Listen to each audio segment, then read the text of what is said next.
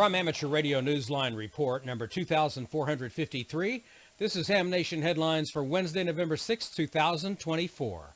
Our top story comes to us from the UK, where ongoing changes to amateur radio licenses have come to a halt. Additional changes set for later this year have been delayed as the result of what the regulator calls system development issues.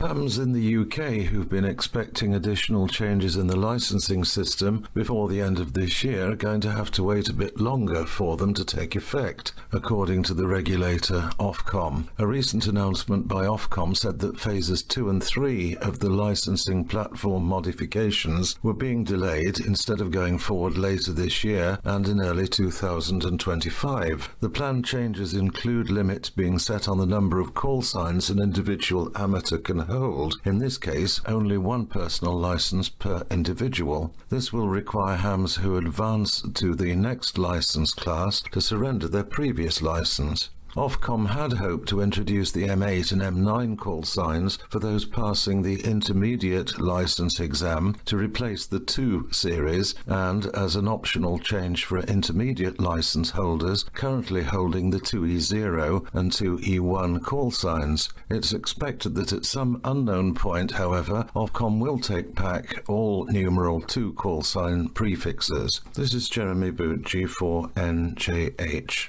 The world's shortwave listeners and DXers have been grieving the loss of a great friend.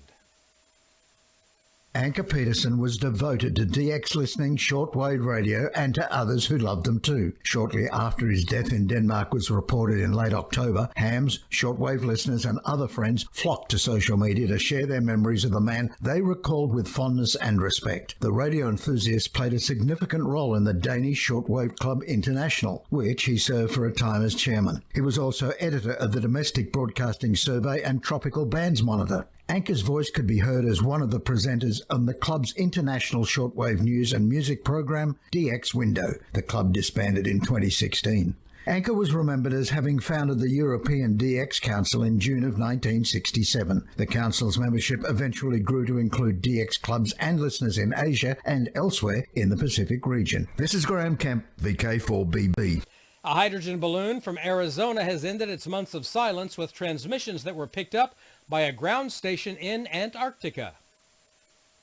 Many months after it marked its first anniversary of orbiting the Earth, the WB-6RER Pico balloon was spotted over the Antarctic. Germany's Antarctic station, Neumayer 3, DP0GVN/1, provided the good news following a period of concern when the balloon appeared to have gone silent for 5 months. The October 15th spot by the Antarctic Scientific Research Station showed that the balloon was flying at an altitude of 45,735 feet, with its solar panel measuring 3.88 volts. Weighing 11 grams, the hydrogen gas-filled balloon was launched in May of 2023 from Golden Valley, Arizona by the Wallapai Amateur Radio Club. One of its greatest challenges during its year in orbit has been to overcome damage to its 20-meter dipole antenna. This is John Williams, VK4JJW.